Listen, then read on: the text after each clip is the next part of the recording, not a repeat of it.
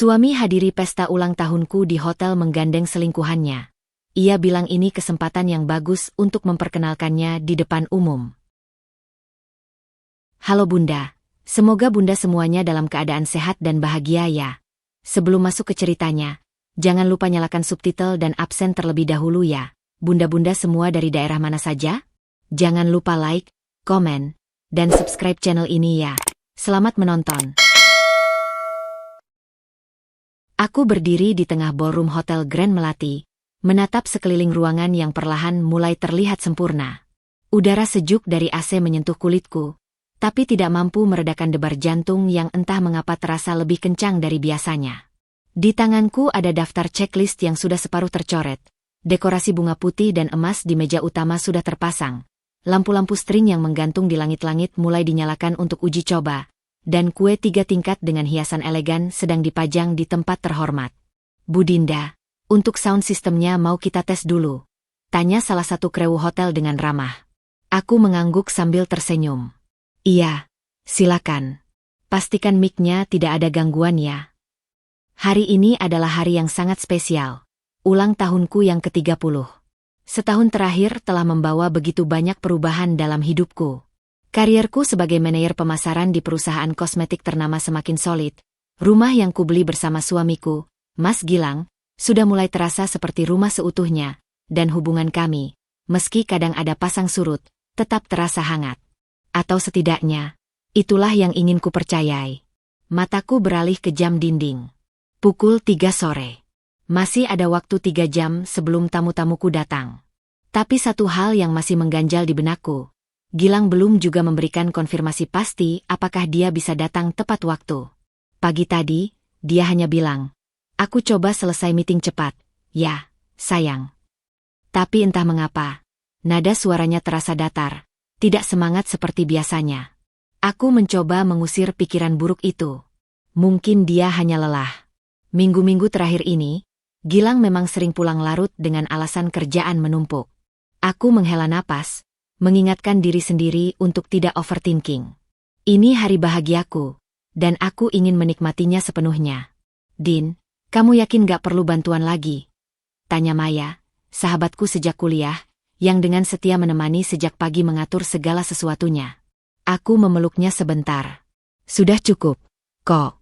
Kamu aja yang harusnya istirahat. Nanti kan mau jadi MC-nya juga.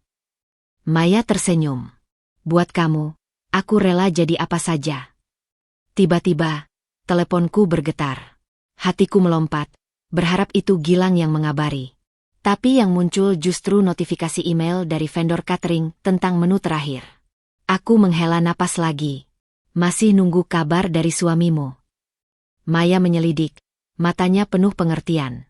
Aku mengangguk pelan. Dia bilang sih akan datang, tapi apa? Aku nggak tahu, Mei. Akhir-akhir ini, dia terasa berbeda. Maya memegang pundakku. Jangan overthinking. Mungkin dia cuma mau bikin kejutan.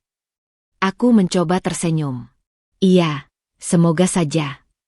Tapi di sudut hati yang paling dalam, ada sesuatu yang terus membisikkan kepadaku bahwa hari ini tidak akan berjalan seperti yang kuharapkan.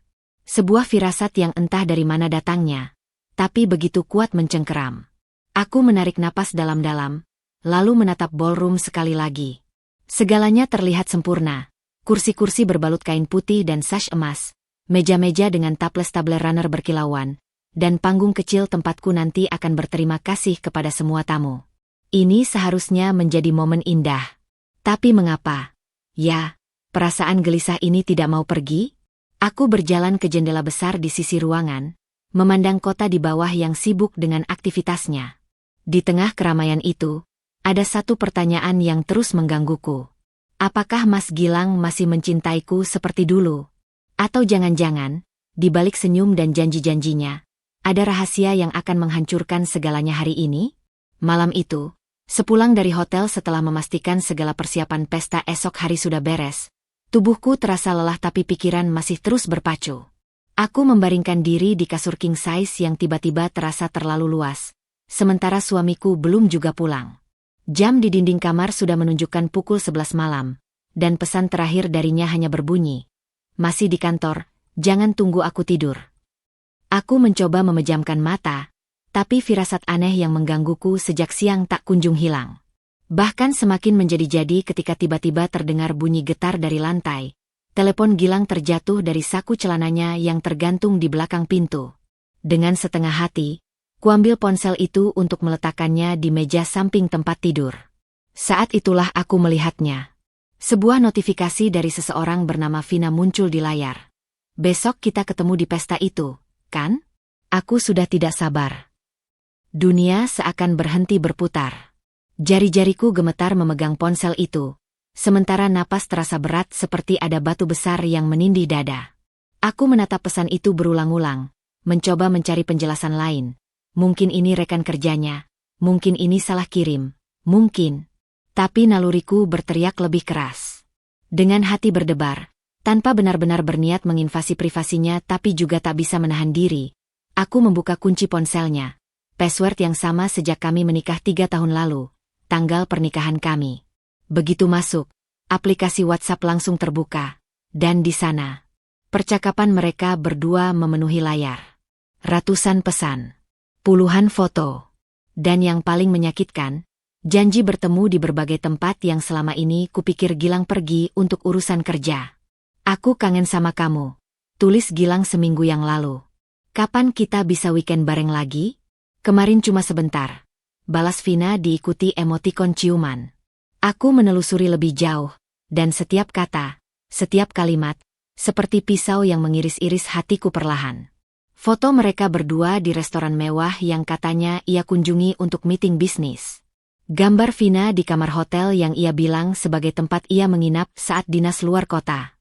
Bahkan, rencana mereka untuk bertemu di pestaku besok. Air mata mulai menggenang, tapi kuseka cepat-cepat ketika terdengar suara kunci pintu berputar. Gilang pulang. Dengan gerakan cepat, aku mengembalikan ponselnya tepat di tempat semula, lalu berbaring pura-pura tidur. Detak jantungku begitu kencang sampai kupikir ia bisa mendengarnya. Din, kamu masih bangun. Suaranya terdengar lelah saat membuka pintu kamar. Aku memejamkan mata lebih rapat, berpura-pura terlelap. Ia masuk ke kamar mandi, dan baru saat itulah aku berani membuka mata lagi, menatap langit-langit kamar yang tiba-tiba terasa begitu rendah, menyesakan. Pikiranku kalut. Haruskah aku konfrontasi sekarang? Tapi besok adalah hari ulang tahunku. Apakah aku sanggup menghadapi kebenaran pahit ini tepat di momen yang seharusnya bahagia? Atau, haruskah aku pura-pura tidak tahu dulu, mengumpulkan bukti lebih banyak, dan memastikan segalanya sebelum mengambil tindakan? Air mataku akhirnya menetes juga, membasahi bantal. Di balik pintu kamar mandi, air shower berbunyi deras, menutupi isak tangisku yang mulai tak terbendung. Malam ini, di kamar yang sama, di ranjang yang kami bagi selama 3 tahun pernikahan, aku merasa seperti orang asing di rumah sendiri. Dan pesan singkat itu, besok kita ketemu di pesta itu, kan? Bergema di kepalaku seperti alarm kiamat yang tak bisa dimatikan. Aku tahu, besok bukan lagi sekadar pesta ulang tahun. Besok akan menjadi hari di mana hidupku berubah selamanya. Ballroom Hotel Grand Melati bersinar gemerlap di bawah lampu kristal yang memantulkan kilau keemasan. Aku berdiri di dekat pintu masuk, mengenakan gaun panjang warna blush pink yang khusus kupesan untuk hari istimewaku ini, tersenyum menyambut tamu-tamu yang berdatangan satu persatu. Tanganku sesekali merapikan helaian rambut yang sengaja kucatut bergelombang natural. Sementara di dalam dadaku jantung berdegup kencang menanti kehadiran satu orang, Mas Gilang, suamiku, yang hingga detik ini belum juga muncul. Udah berapa tamu yang datang, Mei? Tanyaku pada sahabatku yang sibuk memegang daftar tamu. Maya melirik jam tangan emasnya. Sudah hampir 70 orang, Din. Tapi aku tahu, dia belum datang. Suaraku terdengar datar, tapi Maya pasti bisa merasakan getar kecewa di baliknya. Jangan overthinking dulu. Tadi kan aku telepon dia, bilangnya di jalan. Maya mencoba menghiburkanku dengan menepuk pundakku pelan.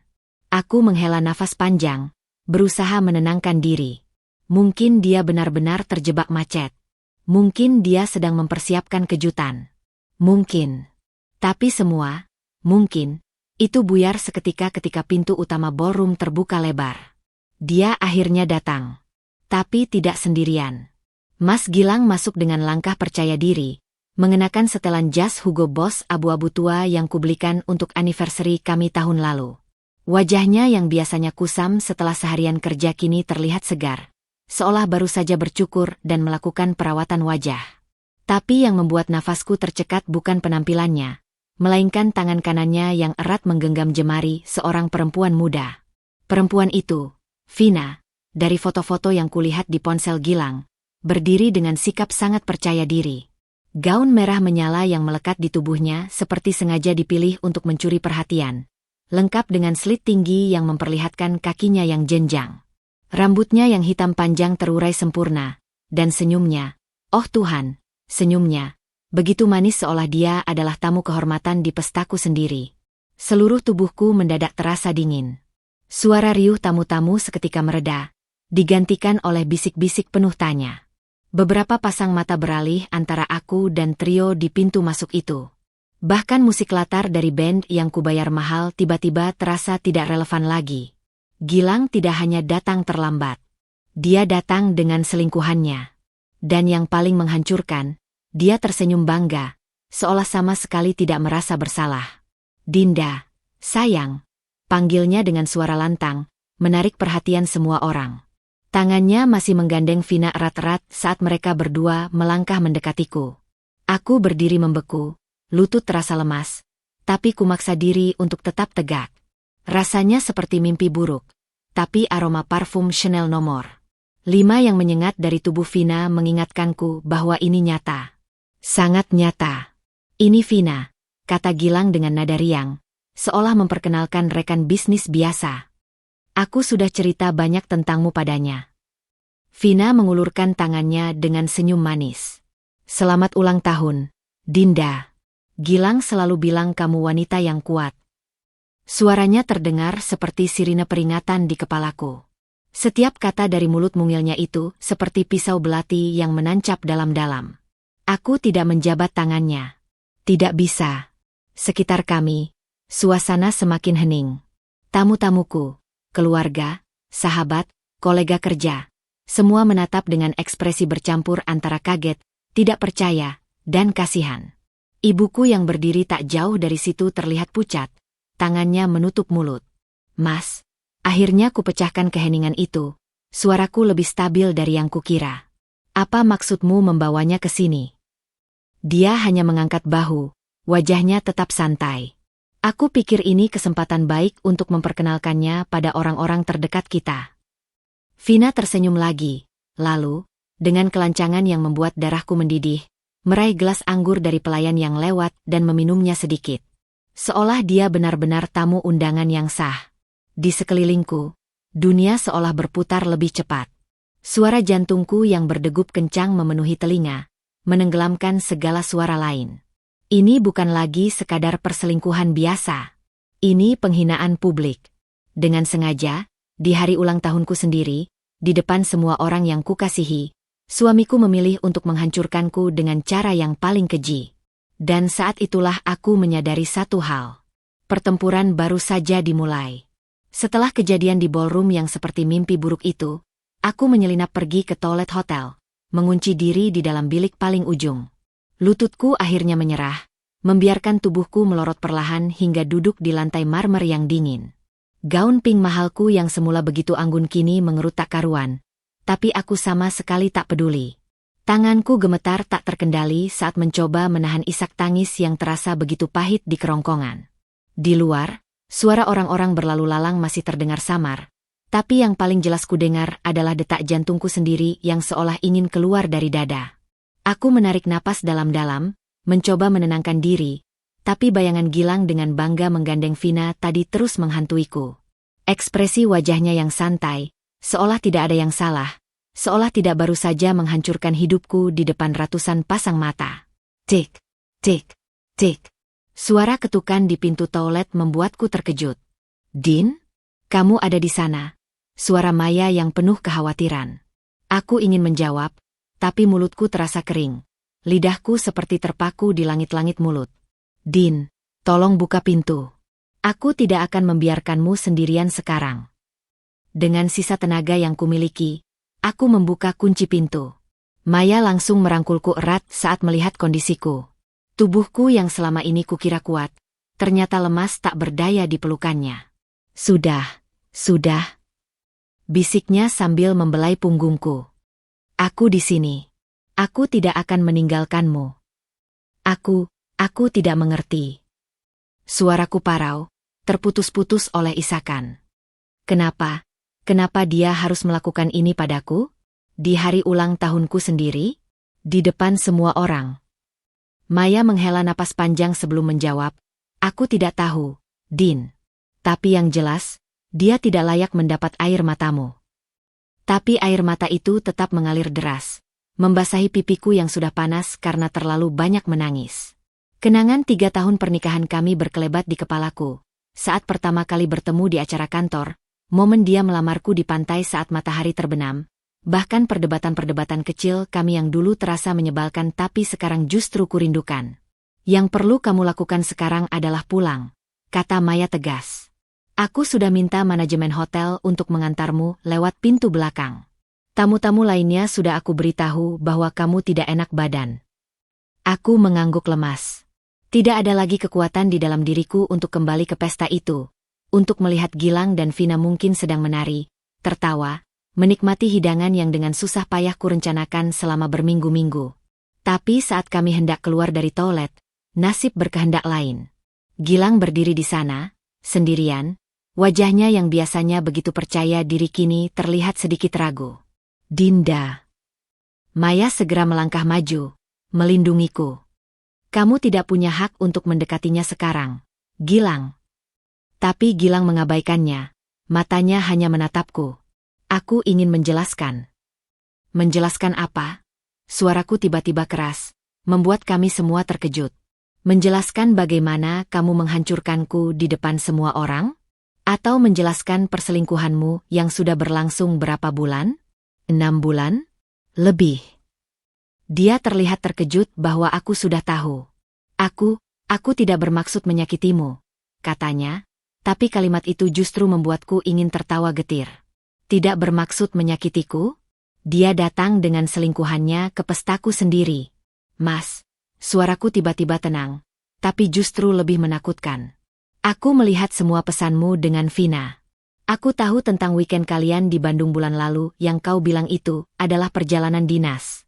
Aku tahu tentang transfer uang yang kau berikan padanya dari rekening tabungan kita. Wajahnya memucat. Jadi jangan pernah lagi bilang kau tidak bermaksud menyakitiku.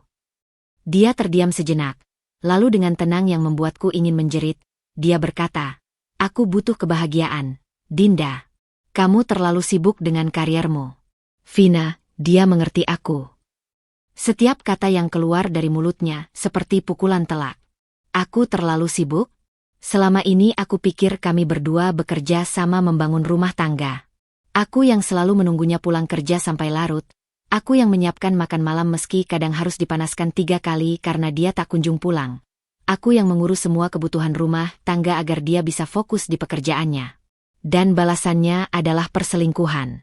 Dan penghinaan publik. Dan kalimat, kamu terlalu sibuk dengan kariermu. Aku menatapnya lama, memastikan aku benar-benar mengenali pria yang berdiri di hadapanku ini. Apakah ini suamiku yang dulu bersumpah mencintaiku di depan altar? Yang berjanji akan melindungiku dalam susah dan senang? Ternyata tidak. Orang yang berdiri di hadapanku sekarang adalah seorang asing. Pulanglah, Mas. Akhirnya kukatakan dengan suara hampa.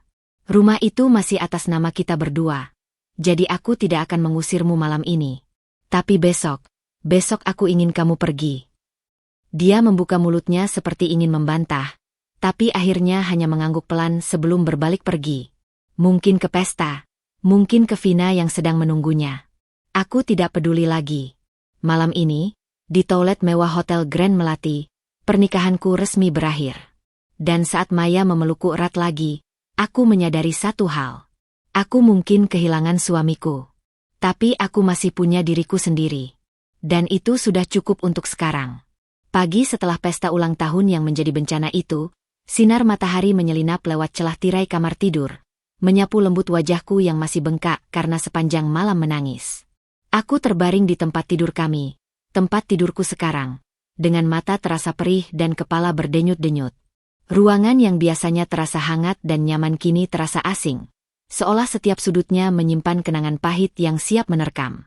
Aku mendengar suara langkah kaki di lantai bawah. Gilang. Dia pulang larut malam tadi, dan meskipun aku sudah bilang ingin dia pergi, ternyata bagian terkecil dari diriku masih berharap dia akan datang ke kamar, memohon maaf, menjelaskan bahwa semuanya hanya kesalahpahaman besar. Tapi tidak. Suara pintu depan terbuka dan tertutup lagi. Tanpa sepatah kata pun. Tanpa permintaan maaf. Aku menarik selimut lebih tinggi, mencoba menahan getar di bahuku. Tapi air mata sudah tidak ada lagi yang tersisa untuk ditumpahkan. Yang ada hanyalah sebuah kehampaan besar. Seperti seseorang baru saja mengorek bagian terpenting dari diriku dan pergi begitu saja, meninggalkan lubang menganga yang sakitnya tak terperi. Teleponku bergetar. Pesan dari Maya. Aku di depan rumah. Aku bawa breakfast dan obat sakit kepala. Buka pintu.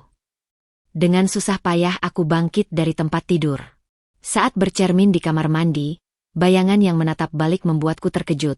Wajah pucat, mata merah, rambut kusut. Ini bukan Dinda yang biasanya percaya diri, yang selalu siap menghadapi hari. Ini adalah bayangan hancur dari diriku sendiri. Maya sudah menunggu di teras depan dengan tas berisi makanan dan wajah penuh keprihatinan. Begitu melihatku, dia langsung menarikku dalam pelukan erat. Oh, Din. Aku membiarkan diriku ditopang olehnya, membiarkan sahabatku ini menjadi penyangga sementara kekuatanku habis terkuras. Kamu sudah makan? Tanyanya sambil mengeluarkan kotak-kotak makanan dari tas. Aku menggeleng. Perutku terasa mual memikirkan makanan.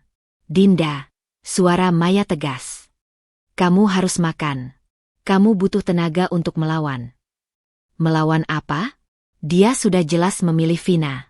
Dia bahkan tidak minta maaf, Mei. Dia hanya pergi. Suaraku pecah di akhir kalimat. Maya menarik kursi dan duduk di hadapanku, memaksaku untuk menatap matanya yang penuh tekad. Dengarkan aku baik-baik.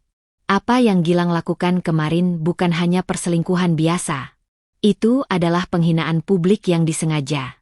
Dan kamu tidak boleh membiarkannya lolos begitu saja. Dia mengeluarkan selembar kertas dari tasnya. Daftar pengacara perceraian terbaik di kota. Aku sudah hubungi temanku yang bekerja di bank. Lanjut Maya dengan suara berbisik.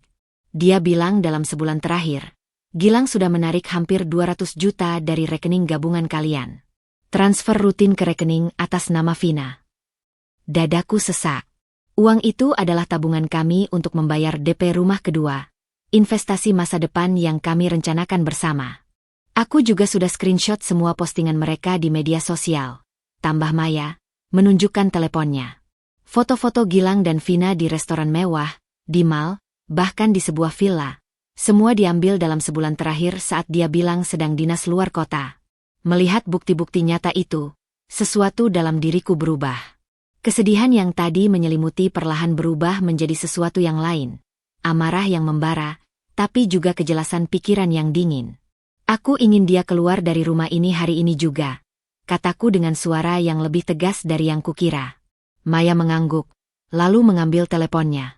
Aku akan panggil tukang ganti kunci. Dan aku sudah bicara dengan ibuku. Kamu bisa tinggal di apartemen kosong kami sementara. Saat Maya sibuk menelepon, aku berjalan ke kamar tidur dan mulai mengumpulkan barang-barang Gilang. Setiap baju, setiap parfum, setiap kenangan kecil yang tersisa, semua kumasukkan ke dalam koper besar. Rasanya aneh, bagaimana dalam hitungan jam seseorang yang begitu dekat tiba-tiba menjadi orang asing yang barang-barangnya bahkan tak ingin kulihat lagi.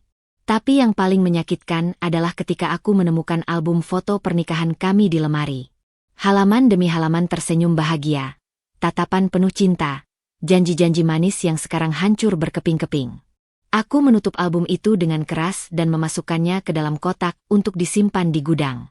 Sore itu, ketika Gilang akhirnya pulang, dia menemukan koper-koper berisi barang-barangnya sudah rapi terpaking di teras depan. Dinda, apa ini? Wajahnya terlihat bingung, seolah tidak menyangka aku akan bertindak tegas. Persis seperti yang kamu lihat. Jawabku, suaraku stabil meski tanganku gemetar. Aku ingin kamu pergi. Hari ini juga. Din, kita perlu bicara.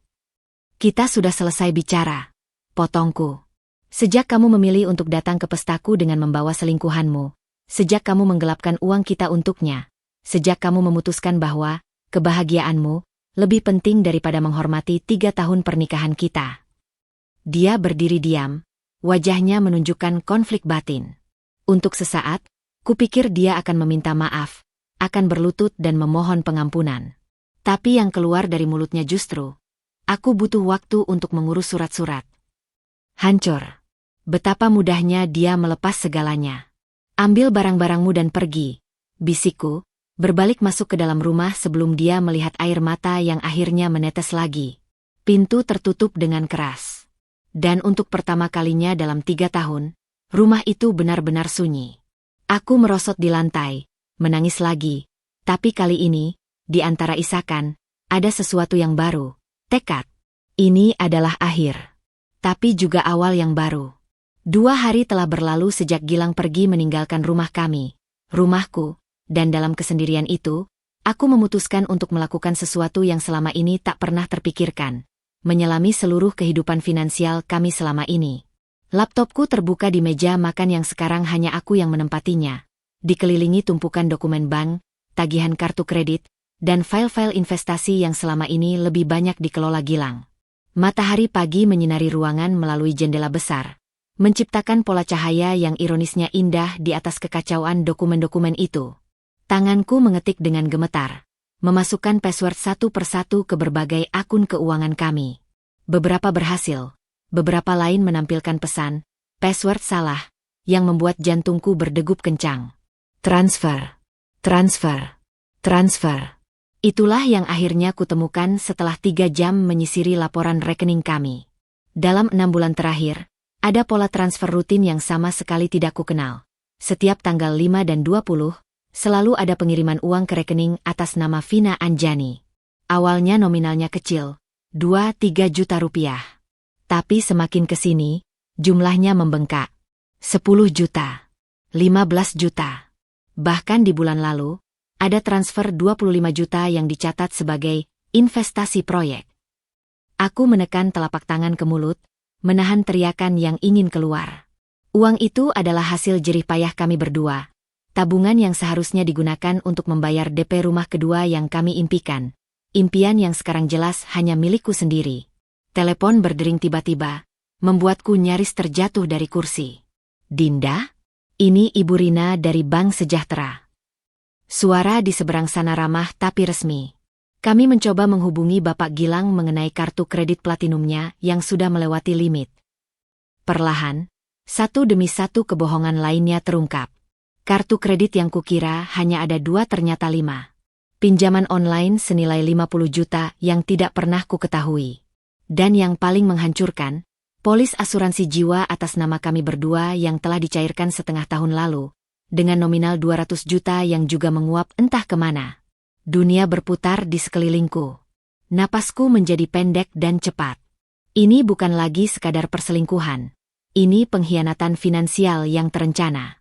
Dengan tangan gemetar, aku menelepon Maya. Tak sampai 10 menit kemudian, dia sudah ada di depanku. Wajahnya pucat melihat tumpukan dokumen dan ekspresi hancurku. Aku butuh pengacara, kataku. Suaraku lebih stabil dari yang kukira. Maya mengangguk, langsung menelepon seseorang. Sementara menunggu, dia membantuku mengumpulkan semua bukti, screenshot transfer, laporan kartu kredit, bahkan email-email dari bank yang selama ini dikirim ke alamat email khusus yang dibuat Gilang. Kamu tahu siapa yang bisa membantumu? Tanya Maya setelah menutup telepon. Aku menggeleng. Raffi. Teman SMA-ku yang sekarang jadi pengacara spesialis perceraian dan kejahatan finansial. Sore itu, Raffi datang dengan setumpuk dokumen contoh kasus serupa. Pria berkacamata dengan aura kompeten itu langsung bekerja. Matanya tajam saat menelusuri setiap dokumen yang kusiapkan. Ini jelas penipuan finansial dalam perkawinan, katanya setelah 1 jam menganalisis. Dia tidak hanya berselingkuh, tapi juga menggelapkan harta bersama. Kita bisa menuntut lebih dari sekadar cerai. Dia menjelaskan panjang lebar tentang gugatan 257 KUHP tentang penggelapan oleh suami, tentang hakku atas harta Gonogini, bahkan kemungkinan tuntutan pidana. Setiap kata yang keluar dari mulutnya seharusnya membuatku lega. Tapi yang kurasakan justru kehancuran yang lebih dalam. Bagaimana bisa seseorang yang kupercayai sepenuhnya, yang kutitipi masa depan, ternyata telah merencanakan pengkhianatan ini selama berbulan-bulan? Malam itu, setelah Raffi dan Maya pergi, aku duduk sendiri di teras belakang, menatap langit berbintang yang sama yang dulu sering kulihat bersama Gilang. Aku ingat bagaimana dia selalu bilang bintang paling terang itu adalah milik kami. Sekarang aku tahu, mungkin tidak pernah ada bintang untuk kami. Tapi di tengah kepedihan itu, sesuatu yang lain mulai tumbuh. Sebuah tekad baja untuk tidak hanya menjadi korban. Besok, pertempuran hukum akan dimulai. Dan kali ini, aku akan menjadi pihak yang menang. Pagi itu, kantor Raffi di lantai 21 gedung perkantoran Kuningan terasa begitu megah sekaligus menakutkan bagi seorang perempuan yang baru pertama kali berurusan dengan hukum seperti aku. Kaca-kaca patri di dinding memantulkan bayanganku yang terlihat kerdil di antara tumpukan berkas hukum setinggi lutut. Aku duduk di kursi kulit hitam yang dingin, jari-jariku tak henti-hentinya memilin ujung cardigan yang kupakai. Raffi, dengan kemeja putih lengan panjang yang tersingsing hingga ke siku, sedang asyik menerangkan poin-poin penting dari dokumen yang akan kami ajukan ke pengadilan. Matanya yang tajam di balik kacamata frameles sesekali menatapku, memastikan aku masih mengikuti penjelasannya. Jadi berdasarkan pasal 1365 KUH Perdata tentang perbuatan melawan hukum, ujarnya sambil menunjuk ke salah satu bagian dokumen, kita bisa menuntut ganti rugi material dan imaterial atas semua kerugian yang kamu alami. Tangannya yang besar dengan cincin kawin sederhana di jari manisnya menekankan kata-kata penting dengan mengetuk-ngetuk meja kayu mahoni. Aku mengangguk, mencoba mencerna semua informasi hukum yang berputar-putar di kepalaku. Tapi yang paling jelas terngiang adalah jumlah nominal yang disebutkan Raffi, hampir 1,2 miliar rupiah yang harus ditanggung Gilang atas semua penggelapan dan kerugian yang ia timbulkan. Tapi, suaraku serak. Masih mencoba menerima kenyataan bahwa aku akan menggugat suamiku sendiri. Apa ini tidak berlebihan? Aku hanya ingin keadilan. Raffi menyelesaikan kalimatku, matanya berbinar. Dinda, apa yang Gilang lakukan bukan hanya perselingkuhan biasa. Dia dengan sengaja merampok masa depan finansialmu, uang pensiunmu, dana pendidikan anak-anakmu kelak. Anak-anak. Kata itu seperti tamparan. Selama ini aku dan Gilang memang belum dikaruniai anak, tapi kami sering membicarakan akan memulai program hamil tahun depan. Sekarang semua rencana itu hancur berantakan. Maya yang duduk di sampingku segera meraih tanganku yang dingin. Dia benar, Din. Gilang harus bertanggung jawab. Raffi melanjutkan dengan suara yang lebih lembut, kita juga akan memasukkan klausul pembatalan semua transaksi tidak sah selama pernikahan, termasuk semua transfer ke Vina. Dia membalik halaman dokumen. Aku sudah minta tim investigasi melacak semua aset tersembunyi Gilang, termasuk apartemen di Pantai Indah Kapuk yang terdaftar atas nama perusahaan Shell. Aku tercekat. Apartemen? Dia punya apartemen. Bukti-bukti baru terus bermunculan seperti air bah yang tak henti-hentinya. Gilang ternyata memiliki kehidupan ganda yang jauh lebih rumit dari yang kuduga. Tak hanya selingkuh, dia juga telah membangun kerajaan finansial rahasia dengan uang kami, uangku. Saat jeda makan siang, ketika Raffi keluar untuk mengambil dokumen lain, Maya dan aku berdiri di dekat jendela panoramik yang menghadap ke seluruh kota Jakarta. Dari ketinggian ini, semua terlihat kecil, termasuk masalah-masalah kami.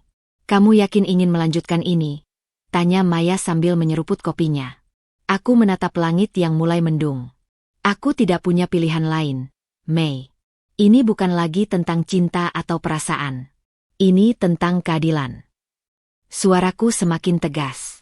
Dia tidak hanya menghancurkan hatiku, tapi juga masa depanku. Mendung di luar semakin pekat, seiring dengan tekad yang mengkristal di dalam hatiku. Dendam yang awalnya hanya bara kecil, kini mulai menyala-nyala. Bukan dendam buta yang ingin menyakiti, tapi keinginan kuat untuk melihat keadilan ditegakkan. Ketika Raffi kembali, kami langsung menyusun strategi. Gugatan cerai akan diajukan besok, disusul dengan laporan pidana penggelapan ke kepolisian. Tim investigasi khusus akan melacak semua aset Gilang yang disembunyikan. Dan yang paling penting, kami akan meminta penyitaan sementara atas semua hartanya sebelum ia sempat memindahkan atau menggelapkan lebih banyak lagi. Ada satu hal lagi, kata Raffi tiba-tiba, matanya tajam. Kita perlu bukti kuat tentang perselingkuhannya. Bukan hanya untuk gugatan cerai, tapi juga untuk membatalkan klaimnya atas harta Gonogini. Maya segera mengeluarkan teleponnya. Aku sudah screenshot semua postingan mereka berdua di media sosial. Juga pesan-pesan yang dikirim Gilang ke Vina yang sempat Dinda lihat. Tapi Raffi menggeleng. Kita butuh lebih dari itu. Kita perlu bukti fisik, foto atau video mereka berdua dalam situasi compromising. Hening sejenak. Lalu tiba-tiba aku teringat sesuatu. Aku punya akses ke akun iCloud Gilang, kataku pelan. Selama ini aku tidak pernah memeriksanya, terlalu menghormati privasinya. Tapi sekarang, Raffi tersenyum untuk pertama kalinya sejak pertemuan dimulai. Itu bisa menjadi game changer. Malam itu, di apartemen sementara yang disediakan Maya, aku membuka laptop dengan tangan gemetar. Setelah beberapa kali mencoba password, akhirnya aku berhasil masuk ke akun iCloud Gilang. Dan di sana, dalam folder tersembunyi berjudul Proyek K, tersimpan ratusan foto dan video yang membuat perutku mual. Foto Gilang dan Vina di tempat tidur. Video mereka berciuman di mobil mewah yang tidak kukenal. Bahkan, percakapan mesra mereka yang direkam secara sengaja. Air mata menetes di pipiku. Tapi kali ini bukan air mata sedih. Ini air mata kemarahan. Air mata seseorang yang akhirnya melihat kebenaran seutuhnya, tanpa filter, tanpa keraguan. Dengan tekad yang sekarang sudah sekeras baja, aku mengklik select all dan mengirim semua file itu ke email Raffi. Gilang ingin perang? Dia akan mendapatkannya. Minggu-minggu setelah pengajuan gugatan cerai berlalu dengan rasa sakit yang berbeda. Sakit yang tumpul, konstan, seperti bekas luka yang terus diiris-iris setiap kali kupikir sudah mulai mengering. Namun, yang paling menyiksa bukanlah proses hukum yang berbelit atau dokumen-dokumen yang harus kutandatangani, melainkan tontonan tak senonoh yang dipamerkan Gilang dan Vina di media sosial. Hari ini, seperti biasa, kubuka Instagram dengan jari-jari yang gemetar. Aku tahu ini tidak sehat, tapi bagaimanapun juga, aku seperti tertarik pada rasa sakitnya sendiri, seperti mengorek luka yang seharusnya dibiarkan sembuh. Dan di sana, di feedku, Vina baru saja mengunggah foto terbaru. Dia dan Gilang berdampingan di tepi kolam Infinity sebuah villa mewah di Bali. Bibir mereka melekat erat dalam ciuman yang seharusnya intim, tapi justru diumbar ke seluruh dunia. Captionnya membuatku mual. When you find your soulmate in the most unexpected way. Love always wins. Hati berkilau blessed second chance. Jari-jariku mengepal tanpa sadar. Hingga kuku-kuku yang tak lagi terawat itu meninggalkan bekas kemerahan di telapak tangan. Second chance? Apakah mereka benar-benar menganggap perselingkuhan sebagai sesuatu yang romantis? Apakah mereka tidak merasa malu sama sekali? Aku menelusuri lebih dalam. Ada foto mereka di restoran mewah, restoran yang sama yang dulu kurekomendasikan pada Gilang untuk anniversary kami tahun lalu, tapi dia bilang terlalu mahal. Ada video Vina tertawa girang sambil memamerkan tas Hermes Birkin baru. Tas yang harganya setara dengan tabungan pendidikan anak yang selama ini kukumpulkan susah payah. Dan yang paling menyakitkan, sebuah rel pendek di mana Gilang memeluk Vina dari belakang, mencium puncak kepalanya, persis seperti yang sering dilakukannya padaku dulu. Telepon berdering tiba-tiba, menyadarkanku dari trance menyakitkan itu. Dinda, kamu lihat postingan terbaru mereka? Suara Maya di seberang penuh amarah. Aku menarik napas dalam-dalam. Aku sedang melihatnya sekarang. Dasar kurang ajar. Mereka bahkan tag lokasi di Bali. Padahal kita tahu itu pakai uang hasil jerih payahmu. Maya hampir berteriak. Raffi bilang tim investigasi sudah melacak semua transaksi terakhir Gilang. Villa itu dibayar pakai kartu kredit perusahaan atas namamu. Dadaku sesak. Jadi bukan hanya uang pribadi kami yang dia gunakan, tapi juga dana perusahaan kecil yang kudirikan sendiri? Aku menutup mata, mencoba menenangkan diri, tapi yang terbayang justru semua kerja kerasku, lembur-lembur sampai larut malam, pertemuan-pertemuan bisnis yang melelahkan, ternyata dinikmati oleh mereka berdua di atas kasur putih bersih villa mewah. Ada kabar baik, lanjut Maya setelah memberiku waktu beberapa detik. Raffi berhasil mendapatkan restraining order sementara. Gilang dilarang mendekati atau menghubungimu, dan semua asetnya dibekukan sampai persidangan. Tapi kabar baik itu terasa hampa ketika mataku kembali menatap layar ponsel. Pada senyum puas Vina, pada tatapan bangga Gilang, seolah mereka adalah pemenang dalam sebuah pertandingan yang bahkan tidak kusadari sedang berlangsung. Malam itu, ketika Maya sudah pulang dan aku sendirian di apartemen kecilku yang sekarang, kubuka lagi akun media sosial Gilang. Kali ini, bukan untuk menyiksa diri, tapi untuk mengumpulkan bukti, screenshot setiap postingan, setiap tag lokasi, setiap tanda-tanda pemborosan uang yang seharusnya menjadi hakku. Tiba-tiba, sebuah pesan masuk dari nomor tak dikenal. Dinda, aku tahu kamu melihat semua ini. Stop memata-matai kehidupan kami. Move on lah. Gilang sudah memilihku, dan dia tidak akan kembali padamu. Tangan yang semula gemetar kini menjadi stabil. Darah di sekujur tubuhku terasa mendidih. Tapi anehnya, pikiran justru menjadi jernih. Aku menyimpan pesan itu, menambahkannya ke folder bukti untuk Raffi. Kemudian, untuk pertama kalinya sejak semua ini dimulai, aku tersenyum, senyum tipis yang penuh tekad. Biarkan mereka berpesta. Biarkan mereka tertawa. Biarkan mereka memamerkan cinta haram mereka ke seluruh dunia. Karena sebentar lagi, mereka akan menghadapi kenyataan pahit. Karma tidak pernah lupa alamat. Dan pembalasan akan datang tepat pada waktunya. Hari Minggu pagi yang cerah seharusnya terasa menyenangkan. Tetapi langit biru di luar jendela apartemen Maya justru terasa ironis di tengah kekacauan hidupku. Aku duduk di meja makan kecil, menatap secangkir teh chamomile yang sudah dingin, sementara Maya sibuk di dapur menyiapkan sarapan. Aroma bawang putih dan telur dadar memenuhi ruangan, tapi seleraku hilang sama sekali. Telepon berdering tiba-tiba, dan nama, Mama, berkedip di layar. Aku menarik napas dalam-dalam sebelum mengangkatnya. Dinda, nak. Suara ibuku yang biasanya kuat, kini terdengar rapuh. Ayah dan aku baru lihat foto-foto itu di media sosial. Suaranya pecah di ujung telepon, dan itu lebih menyakitkan daripada semua penghinaan Gilang. Ibuku, wanita kuat yang mengajariku untuk selalu berdiri tegak, menangis karena rasa malu dan sakit hati yang ditimbulkan oleh menantunya sendiri. Aku baik-baik saja, Ma, bohongku, sambil menekan erat telepon ke telinga seolah bisa menyembunyikan getar suaraku. Jangan bohongi ibumu, Dinda. Kami akan ke Jakarta besok. Ayahmu sudah beli tiket pesawat.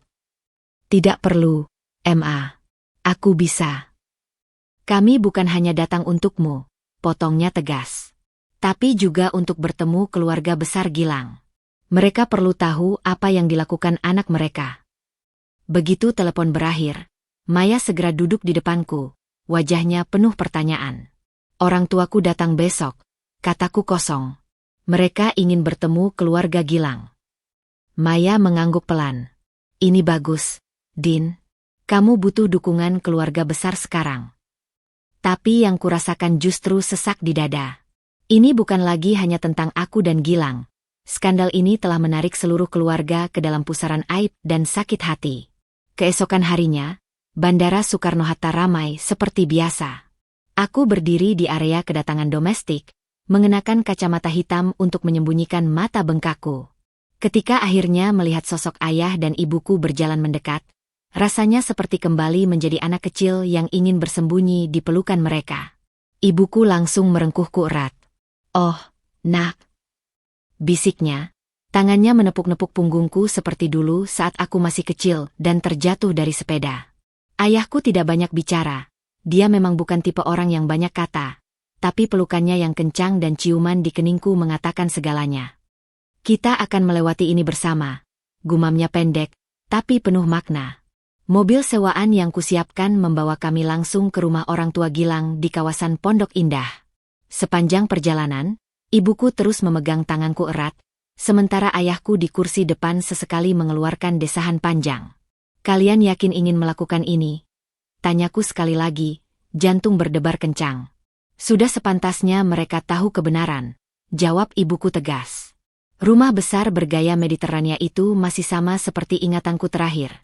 Taman depan yang tertata rapi, air mancur kecil di tengah halaman. Tapi kali ini, aku tidak lagi disambut senyum hangat mertuaku. Nyonya Ratna, Ibunda Gilang, membuka pintu dengan wajah pucat. Dinda, kami tidak menyangka. Kami datang untuk bicara, sela ayahku dengan suara yang tidak bisa ditolak. Ruangan tamu yang biasanya nyaman kini terasa pengap. Foto pernikahan kami masih terpajang di atas meja kayu mahoni. Senyum bahagia yang sekarang terasa seperti lelucon pahit. Kami baru tahu tentang perselingkuhan Gilang. Mulai Pak Handoko, ayah Gilang, dengan suara berat. Dia tidak pernah memberitahu kami. Ibuku tidak bisa menahan diri lagi. Anak kalian tidak hanya berselingkuh. Dia menghina putri kami di depan umum, menggelapkan uang mereka, dan sekarang memamerkan perempuan itu seolah mereka pahlawan cinta. Suasana memanas. Ibu Gilang menangis, ayahnya terdiam dengan wajah berkerut. Kami sangat minta maaf. Akhirnya Nyonya Ratna berkata dengan suara hancur. Kami tidak membenarkan perbuatan Gilang. Tapi dia tetap anak kami. Ayahku menghela napas. Kami mengerti. Tapi mulai hari ini, kami tidak bisa lagi menganggapnya sebagai bagian dari keluarga kami. Keputusan itu seperti tamparan keras bagi mereka. Tapi yang mengejutkanku, adik Gilang, Raka yang baru berusia 22 tahun, tiba-tiba masuk ke ruangan dengan wajah marah.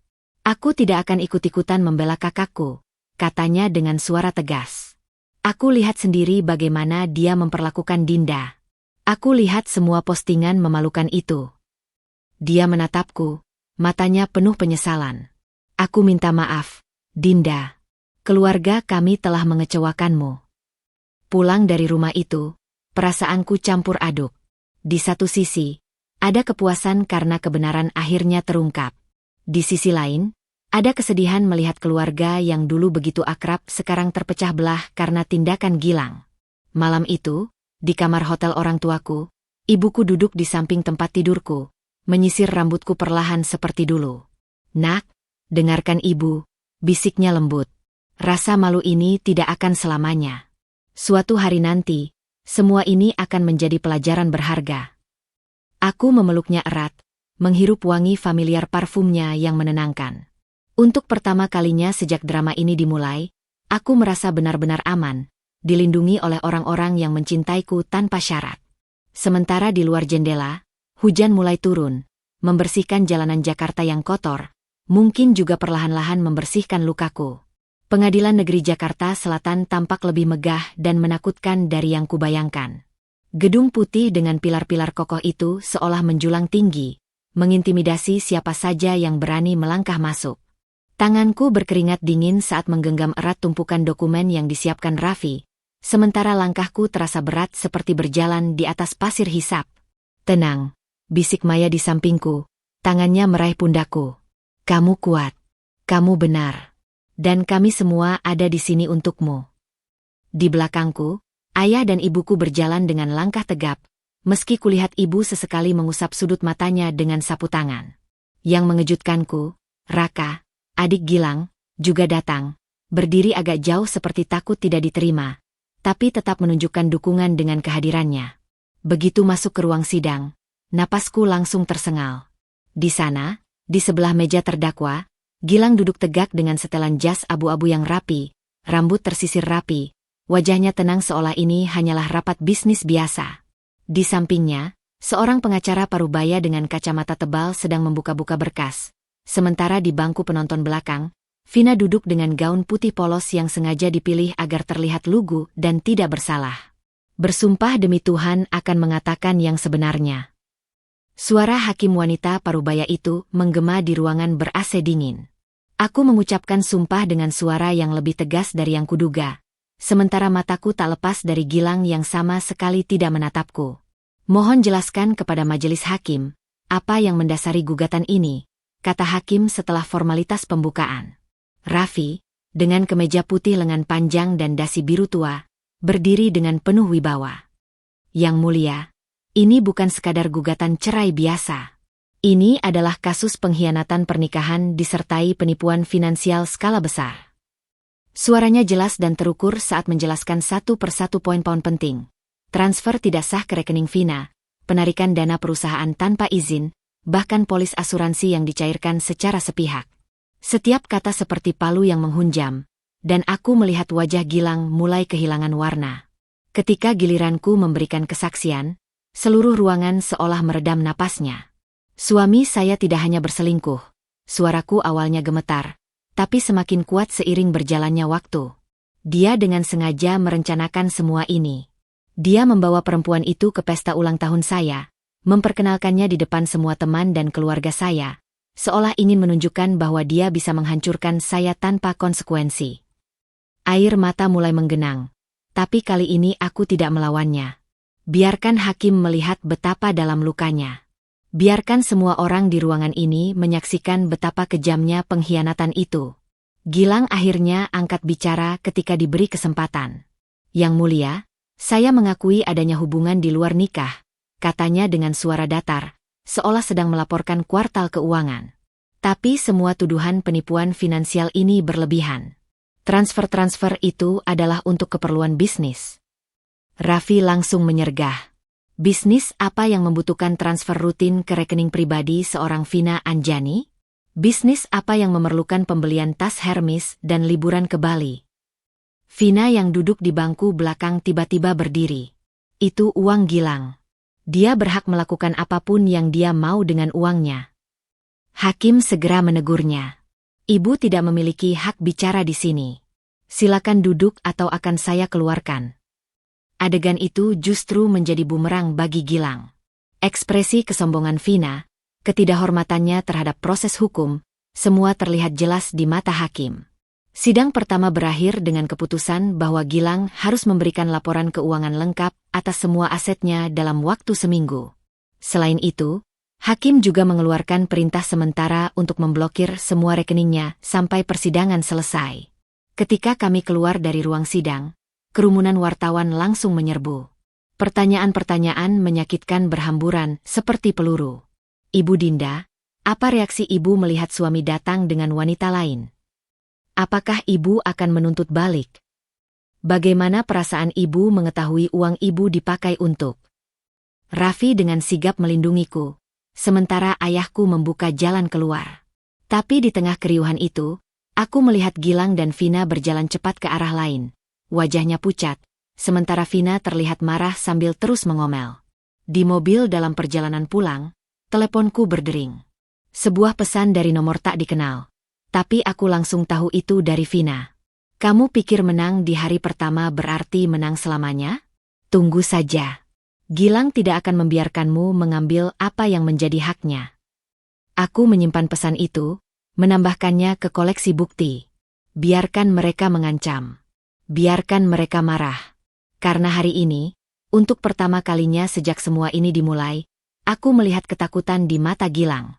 Dan itu terasa sangat memuaskan. Hujan deras mengguyur Jakarta sore itu, menciptakan irama monoton di kaca jendela apartemenku yang sekarang terasa lebih sunyi dari biasanya. Aku duduk bersila di atas sofa dengan laptop terbentang di pangkuanku, menelusuri dokumen-dokumen pengadilan yang dikirim Raffi via email. Tiba-tiba, notifikasi dari aplikasi media sosial muncul di sudut layar. Sebuah tag dari Raka, adik Gilang. Jantungku berdegup kencang saat membukanya. Sebuah video pendek yang diunggah di akun Instagram pribadi Raka, dengan caption singkat, "When the mask finally comes off." Video itu menunjukkan adegan di sebuah restoran mewah. Kamera awalnya tidak fokus, tapi suara Vina yang melengking sudah jelas terdengar. Kamu bilang urusan pengadilan sudah dijamin aman. Sekarang semua rekeningku dibekukan, tagihan kartu kredit menumpuk, dan aku bahkan tidak bisa ambil uang dari ATM. Gilang mencoba menenangkannya dengan suara rendah, tapi Vina justru semakin menjadi. Aku tidak peduli dengan alasanmu. Kamu janji aku bisa hidup enak. Gilang, lihat sekarang. Aku malah jadi bahan bulian netizen karena dikira pelakor. Kemudian hal tak terduga terjadi. Vina melemparkan gelas anggur ke arah Gilang, mengenai bahunya sebelum pecah di lantai. Pengunjung restoran lain terlihat kaget, beberapa bahkan mulai merekam dengan ponsel mereka. Aku tidak akan mati miskin karena kesalahanmu. Teriak Vina sebelum mengambil tasnya dan meninggalkan Gilang yang terlihat hancur. Kemejanya ternoda anggur merah. Video itu berakhir di situ. Aku menatap layar dalam keadaan syok, tidak bisa percaya dengan apa yang baru saja kusaksikan. Vina, perempuan yang selalu terlihat manis dan terkendali di media sosial, ternyata bisa berubah menjadi monster seperti itu. Teleponku berdering. Raka, kamu lihat videonya? Tanyanya langsung. Ya, tapi bagaimana kamu bisa? Dia bahkan tidak menyadari aku ada di restoran itu, potong Raka. Aku sengaja ikut dari rumah karena curiga dia akan ketemu perempuan itu setelah sidang. Suaranya berat. Dinda, aku minta maaf atas semua yang kakakku lakukan padamu. Tapi setidaknya sekarang kamu lihat siapa sebenarnya Vina. Aku menghela napas panjang. Ini bukan cuma tentang Vina, Ra. Gilang memilih untuk berselingkuh, memilih untuk menghancurkanku. Tahu tidak yang paling ironis? Raka tertawa getir. Setelah video itu viral, ternyata banyak mantan pacar Vina yang mulai berbicara. Perempuan itu punya pola, selalu mencari pria berduit, merayu, lalu menguras habis sebelum pergi. Malam itu, Maya datang dengan membawa makanan dan laptopnya. Kamu harus lihat ini, katanya sambil membuka beberapa tab media sosial. Ternyata video itu sudah menyebar seperti virus. Tagar Vina pelakor mulai trending, dan yang lebih mengejutkan, banyak perempuan lain yang mengaku pernah menjadi korban modus serupa. Ada yang bahkan menunjukkan bukti transfer dari mantan suami mereka ke rekening Vina. Raffi bilang ini bisa jadi bukti kuat untuk sidang berikutnya, kata Maya sambil menyuapkan nasi goreng ke mulutnya.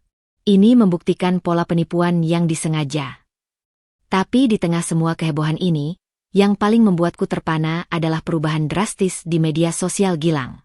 Foto-foto mesranya dengan Vina sudah dihapus semua. Bahkan akunnya sekarang terlihat privat. Teleponku berdering lagi. Kali ini nomor yang tidak kukenal. Halo. Dinda.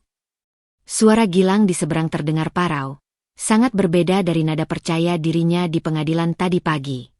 Aku tahu aku tidak punya hak meneleponmu. Tapi aku diam saja, membiarkan keheningan yang canggung memenuhi ruang di antara kami. Aku minta maaf, lanjutnya, dan untuk pertama kalinya sejak semua ini dimulai, suaranya terdengar benar-benar menyesal. Aku tersesat. Vina, dia bukan yang kukira. Tawa getir tak sengaja meluncur dari bibirku. Jadi sekarang kamu baru sadar setelah uangmu habis dan reputasimu hancur. Dia terdiam lama. Aku pantas menerima semua ini. Tapi tolong, jangan biarkan orang tuaku menderita lebih jauh. Ibuku sakit karena stres. Aku tidak akan menarik gugatan. Gilang, potongku dengan tegas. Kamu harus bertanggung jawab atas semua yang sudah kamu lakukan. Tapi untuk orang tuamu, aku akan memastikan mereka tidak terlibat lebih jauh. Begitu telepon berakhir, Maya memandangku dengan heran. Kamu terlalu baik, Din. Setelah semua yang dia lakukan. Aku menggeleng. Ini bukan tentang baik atau tidak. Ini tentang tidak ingin menjadi seperti mereka, tenggelam dalam kebencian dan dendam. Malam semakin larut, tapi pikiranku justru semakin jernih.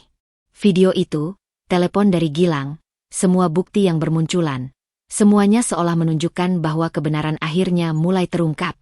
Dan mungkin, hanya mungkin, keadilan benar-benar ada di dunia ini.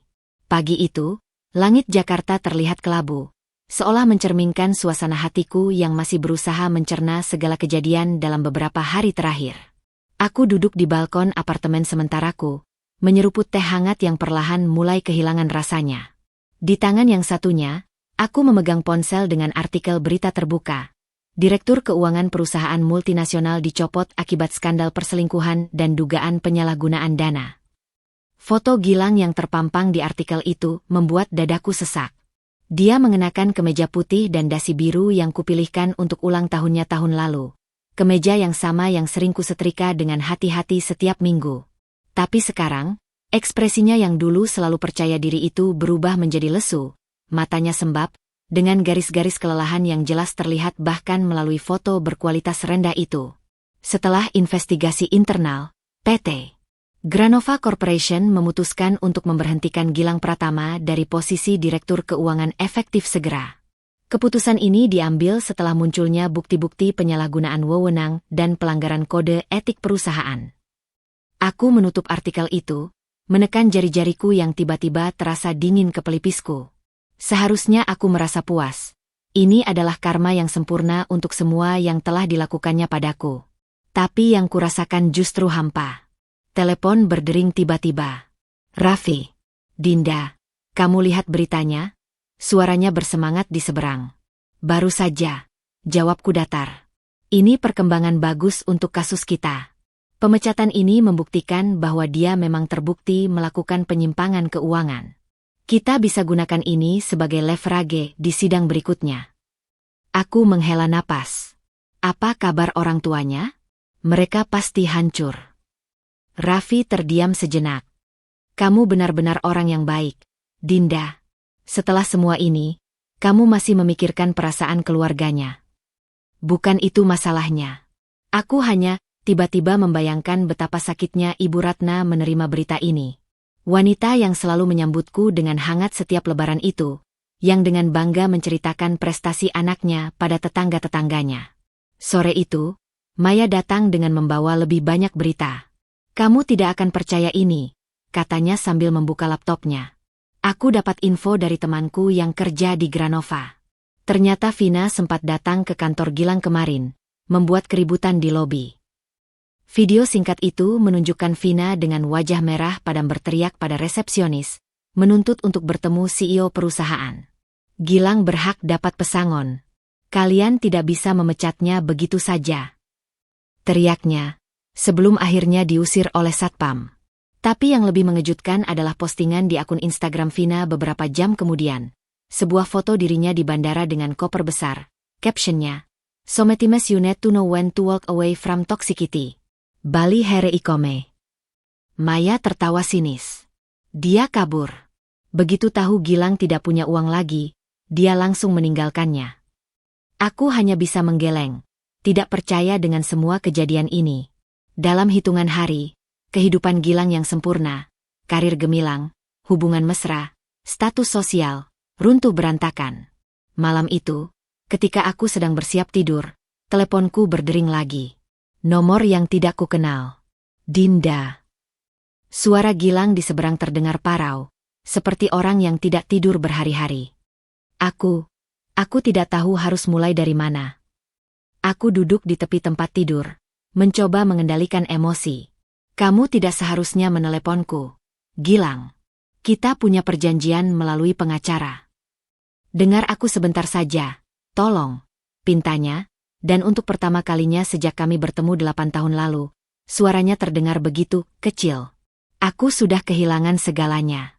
Pekerjaan, uang, bahkan. Vina, sergahku, tidak bisa menahan diri. Dia tertawa getir. Kamu pasti sudah lihat beritanya. Aku menjadi bahan tertawaan seluruh Jakarta. Karma memang sangat cepat datangnya. Ada keheningan panjang di antara kami. Aku bisa mendengar tarikan napasnya yang berat di seberang. Yang paling aku sesali, lanjutnya dengan suara bergetar, adalah menyia-nyiakan cintamu, Dinda. Aku punya segalanya, perempuan sempurna, rumah tangga harmonis, tapi aku tega mengorbankannya untuk. Dia tidak menyelesaikan kalimatnya. Tapi tidak perlu. Pesannya jelas. Gilang, ucapku perlahan, memilih kata-kata dengan hati-hati. Aku tidak akan membencimu. Tapi aku juga tidak bisa memaafkanmu. Tidak sekarang. Mungkin tidak pernah. Aku mengerti, bisiknya. Aku hanya ingin kamu tahu, kamu adalah hal terbaik yang pernah terjadi dalam hidupku. Dan aku menghancurkannya. Begitu telepon berakhir, aku berdiri menghampiri jendela, memandang lampu-lampu Jakarta yang berkelap-kelip di kejauhan. Di suatu tempat di luar sana, Gilang mungkin sedang duduk sendirian, menatap langit yang sama, merenungkan semua kesalahannya. Dan anehnya, di balik semua rasa sakit yang telah ditimbulkannya, yang tersisa hanyalah rasa kasihan. Tapi kasihan tidak akan mengembalikan uangku. Kasihan tidak akan menghapus rasa maluku. Dan kasihan pasti tidak akan menghentikan gugatan hukum ini. 6 minggu telah berlalu sejak sidang pertama, dan Jakarta perlahan berubah dari musim hujan ke kemarau. Pagi itu, sinar matahari menyelinap lewat tirai kamarku, menyentuh kulitku dengan kehangatan yang berbeda, seolah alam semesta sedang berbisik bahwa hari ini akan menjadi hari yang istimewa. Aku berdiri di depan cermin kamar mandi, mengenakan blazer hitam yang kupakai untuk presentasi penting pertamaku sejak semua drama ini dimulai. Perubahan kecil mulai kurasakan dalam diriku. Rambut yang dulu sering dibiarkan tergerai sekarang terpotong rapi sebahu, ujungnya melengkung sempurna. Lingkaran hitam di bawah mataku yang dulu dalam mulai memudar. Bahkan senyum yang kulihat di cermin pagi ini, walau masih sedikit kaku, tidak lagi dipenuhi kepahitan. "Kamu pasti nervous," kata Maya yang sedang duduk di tepi tempat tidurku, menontonku merias wajah dengan foundation yang hampir habis. Aku mengangkat alis sambil mengusapkan concealer. Lebih tepatnya, hidup kembali. Sudah lama aku tidak merasa seperti ini. Hari ini adalah presentasi proyek besar untuk klien baru perusahaan tempatku bekerja. Bosku, Pak Handoyo, awalnya ragu memberiku tanggung jawab ini setelah mengetahui masalah perceraianku. Tapi setelah melihat konsistensiku dalam pekerjaan selama sebulan terakhir, dia memberiku kesempatan. "Jangan lupa lihat emailku tadi malam," ingat Maya sambil melemparkan sebungkus kroasang ke arahku. "Raffi bilang sidang berikutnya akan memutuskan pembagian aset sementara. Kamu berhak dapat rumah dan sebagian investasi." Aku mengangguk, mencoba fokus pada lipstik yang sedang kuaplikasikan. Aku tahu. Tapi hari ini, untuk beberapa jam, aku hanya ingin menjadi Dinda yang dulu, wanita karir yang percaya diri, bukan korban perselingkuhan yang disorot media. Gedung perkantoran di SCBD terlihat lebih megah dari biasanya saat aku melangkah masuk dengan sepatu hak tinggi baru. Beberapa kolega memberiku senyum penyemangat, dan itu membuat dadaku yang semula berdebar menjadi lebih tenang. Presentasi berjalan lebih baik dari yang kuharapkan. Suaraku tidak gemetar, materi yang kupersiapkan dengan susah payah selama seminggu terakhir mengalir lancar, dan bahkan direktur utama klien tersebut, seorang pria setengah baya yang terkenal kritis, memberikan anggukan persetujuan beberapa kali. "Kerja bagus, Dinda," puji Pak Handoyo setelah pertemuan usai, menepuk bahuku dengan bangga. "Aku tidak salah menaruh kepercayaan padamu." Di lift turun, teleponku bergetar. Sebuah pesan dari Raffi. "Kita menang hari ini. Pengadilan menyetujui permohonan pembagian aset sementara. Rumah resmi milikmu, dan 60% dana investasi akan dibekukan untukmu. Sidang lanjutan 2 minggu lagi."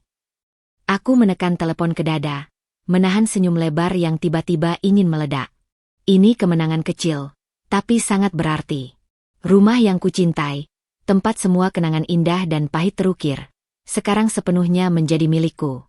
Sore itu, bukannya langsung pulang, aku menyetir ke arah selatan, ke rumah yang sekarang resmi milikku. Begitu pintu terbuka, aroma familiar langsung menyambutku.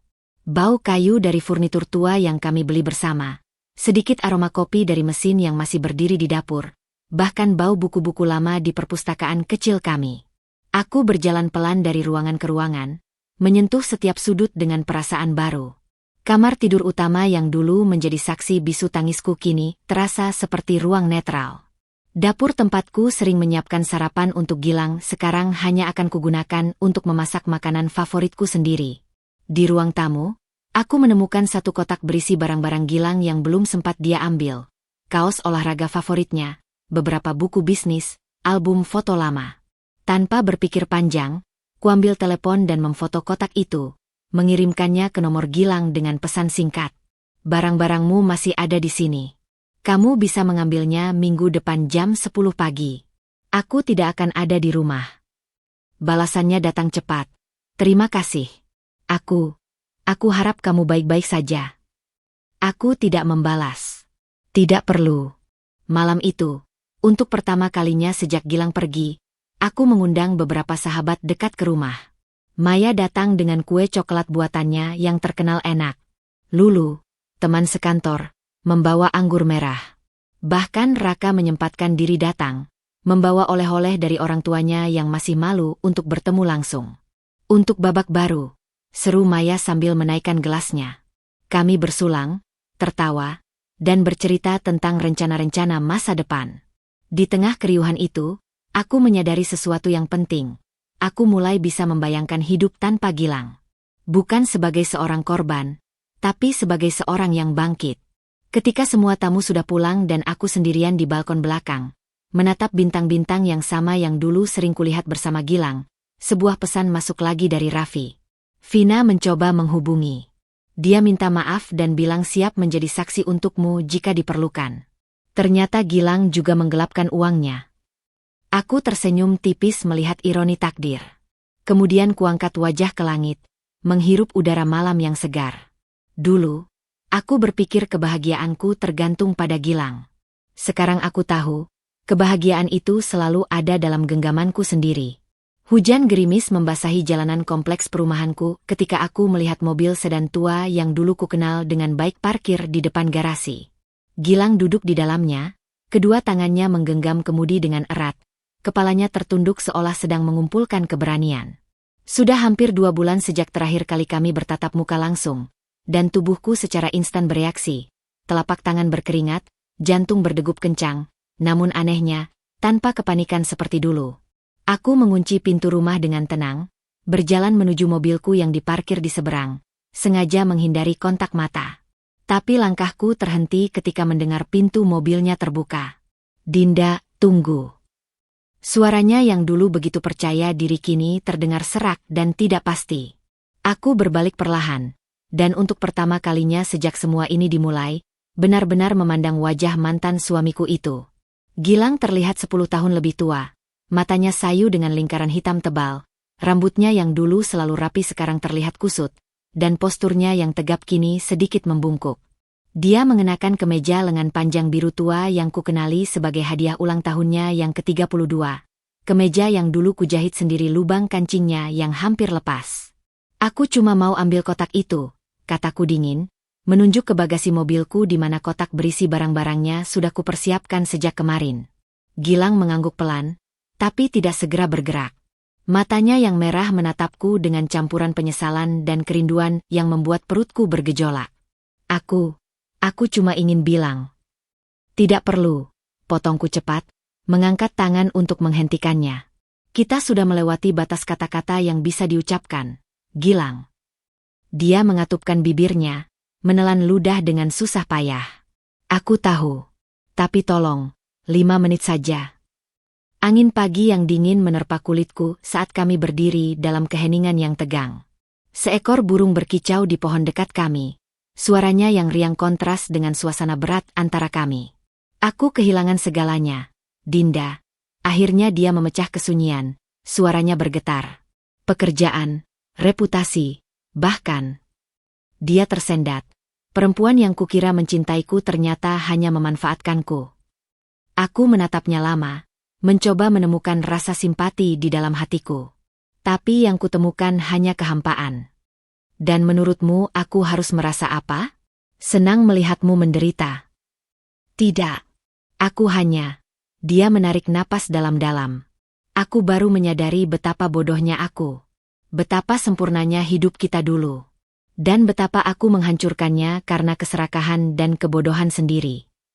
Tangan yang sedang memegang kunci mobilku menggigil. Kata-katanya seharusnya menyentuh. Seharusnya membuatku meleleh. Tapi yang kurasakan justru amarah yang tiba-tiba menyala. "Kamu baru menyadarinya sekarang? Setelah uangmu habis? Setelah Vina meninggalkanmu? Setelah kau kehilangan segalanya?" Suaraku semakin tinggi, tapi aku tidak peduli.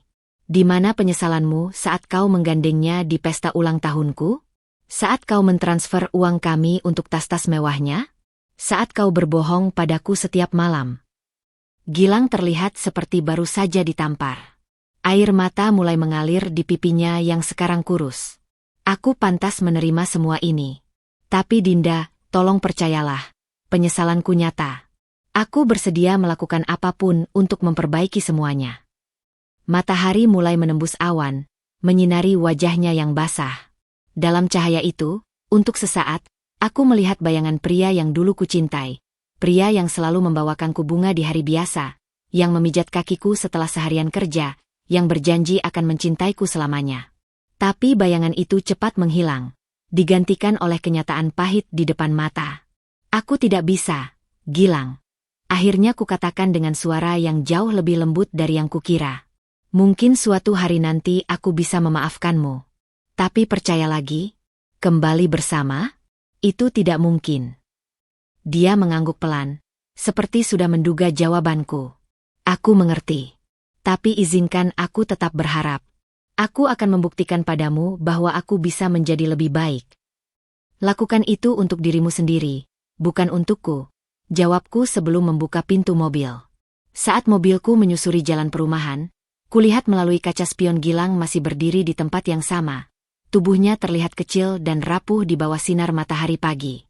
Sebagian diriku ingin berhenti, ingin memeluknya dan mengatakan semuanya akan baik-baik saja. Tapi bagian yang lebih besar, bagian yang sudah belajar untuk mencintai diri sendiri, hanya terus mengemudi, menjauh dari masa lalu, menuju masa depan yang tidak lagi mencantumkan namanya. Pesan dari Maya masuk tepat saat aku sampai di kantor. Jangan lupa meeting dengan Raffi jam 3 sore. Dia bilang ada perkembangan penting tentang kasus Vina. Aku menarik napas dalam-dalam, menyemangati diri sendiri. Hari ini adalah hari baru. Dan seperti kata Maya tadi malam, setiap langkah menjauh dari Gilang adalah langkah menuju versi diriku yang lebih baik. Kafe di bilangan Senopati itu terasa begitu berbeda dari tempat-tempat yang biasa kudatangi. Suasana industrial dengan lampu-lampu gantung tembaga dan meja-meja kayu tua memberikan kesan hangat. Meskipun udara di antara kami bertiga, aku, Raffi, dan Vina, terasa sedingin es. Vina duduk di seberangku. Wajahnya yang biasanya penuh make-up sekarang terlihat polos dan pucat. Tangannya yang mungil terus memutar-mutar gelas matcha latte tanpa disentuh. Matanya menghindari kontak langsung denganku. Dia mengenakan sweater oversized warna krem dan celana jeans sederhana. Sangat berbeda dari penampilan glamor yang biasa dipamerkannya di media sosial. Aku tahu aku tidak punya hak minta maaf, ujarnya tiba-tiba, suaranya kecil seperti anak yang ketakutan. Tapi aku ingin kamu tahu, aku benar-benar menyesal. Raffi, yang duduk di sampingku, menyilangkan lengannya. Kami di sini bukan untuk mendengar permintaan maaf, Vina, tapi untuk fakta-fakta yang Anda janjikan. Aku diam saja, mengamati setiap gerak-gerik perempuan yang telah menghancurkan pernikahanku ini. Tanpa riasan tebal, tanpa pakaian mahal, dia terlihat begitu biasa. Tidak seperti monster yang sering kubayangkan. Vina mengeluarkan sebuah flash disk dari tasnya yang sederhana. Di sini ada semua bukti transfer dari Gilang ke rekeningku selama setahun terakhir. Juga screenshot percakapan kami di mana dia dengan jelas mengatakan uang itu berasal dari dana perusahaan dan tabungan kalian. Tangannya gemetar saat menyerahkan flash disk itu ke Raffi. Apa yang membuatmu berubah pikiran? Tanyaku penasaran, tidak bisa menahan diri lagi. Matanya yang coklat besar akhirnya menatapku langsung. Dan untuk pertama kalinya, kulihat air mata menggenang di sana. Karena baru seminggu setelah semua uangnya habis, dia mulai meminjam dariku. Bahkan, suaranya tercekat. Bahkan dia mencoba menjual barang-barangku tanpa izin. Raffi dengan cepat membuat catatan di laptopnya. Ini akan sangat membantu kasus kami. Tapi Anda sadar ini juga bisa menjerat Anda sendiri. Vina mengangguk pelan. Aku tahu. Tapi aku sudah bicara dengan pengacaraku. Aku bersedia menjadi saksi, asalkan. Dia menatapku lagi, asalkan Dinda bersedia tidak menuntutku lebih jauh. Udara di paru-paruku terasa berat. Selama berbulan-bulan, aku membayangkan berbagai cara untuk membalas dendam pada perempuan ini. Tapi melihatnya sekarang, rapuh, ketakutan, dan jelas-jelas juga menjadi korban, rasa marah itu tiba-tiba kehilangan arah. Aku tidak tertarik membuang waktuku untukmu, Vina. Akhirnya kukatakan. Yang kuinginkan hanya keadilan dari Gilang. Dia mengangguk cepat, beberapa tetes air mata jatuh ke gelasnya yang tak tersentuh. Aku mengerti. Dan terima kasih. Pertemuan itu berlangsung kurang dari setengah jam. Saat akan pergi, Vina tiba-tiba berbalik. Dulu aku pikir dia mencintaiku. Tapi sekarang aku sadar, Gilang hanya mencintai dirinya sendiri. Setelah dia pergi, Raffi menghela napas panjang. Ini perkembangan luar biasa. Dengan pengakuan Vina, kita bisa pastikan Gilang akan kalah total di pengadilan. Tapi pikiranku melayang jauh. Aku teringat telepon Gilang beberapa hari lalu. Suaranya yang memelas meminta kesempatan kedua. Aku teringat bagaimana dia dulu selalu mengatakan betapa berbedanya Vina dibandingkan denganku. Lebih muda, lebih cantik, lebih mengerti dirinya. Dan sekarang, kedua perempuan dalam hidupnya duduk bersama, menyadari bahwa kami sama-sama telah diperdaya. Di mobil dalam perjalanan pulang, teleponku berdering. Raka, adik Gilang. Dinda, kamu dengar kabar terbaru? Suaranya terdengar tegang. Apa yang terjadi? Kakakku, dia dirawat di RS Cipto.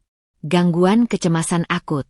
Dokter bilang karena stres berkepanjangan. Jantungku berhenti sejenak. Apakah dia baik-baik saja? Secara fisik ya. Tapi... Raka terdiam sejenak. Dia terus menyebut namamu. Bilang ingin minta maaf langsung. Aku menutup mata, mencerna informasi ini. Sebagian diriku ingin segera berlari ke rumah sakit. Seperti dulu saat Gilang demam tinggi 3 tahun lalu dan aku menjaganya semalaman. Tapi bagian yang lebih besar, bagian yang sudah belajar untuk tegas, hanya bisa diam. Tolong sampaikan padanya aku berharap dia cepat sembuh. Akhirnya kukatakan dengan suara datar. Begitu telepon berakhir, aku memandang keluar jendela. Jakarta sore itu terlihat begitu biasa. Orang-orang berjalan cepat, mobil-mobil berseliweran, kehidupan berjalan seperti biasa. Dan aku menyadari sesuatu yang penting. Drama Gilang bukan lagi bagian dari hidupku. Penderitaannya bukan lagi tanggung jawabku. Dan kebahagiaanku tidak lagi terkait dengan dirinya. Pengadilan Negeri Jakarta Selatan pada hari itu terasa berbeda. Udara yang biasanya pengap dan menegangkan, hari ini justru terasa ringan bagiku. Aku duduk di bangku penggugat dengan postur tegap, mengenakan blazer biru navy yang sengaja kubeli untuk hari spesial ini. Di sebelahku, Raffi dengan rapih menyusun dokumen terakhir sambil sesekali memberikan senyum meyakinkan. Tiba-tiba pintu ruang sidang berderak terbuka. Gilang masuk dengan langkah gontai, didampingi pengacaranya yang kali ini bukan lagi pengacara pribadi mahal, melainkan seorang pemuda dari kantor bantuan hukum. Bajunya yang kusut dan mata sembab menunjukkan bahwa kabar tentang rawat inapnya beberapa hari lalu mungkin benar adanya. Yang paling mengejutkan, Vina duduk di bangku saksi di sisi lain, mengenakan kerudung sederhana, tangannya terlipat rapat di atas meja.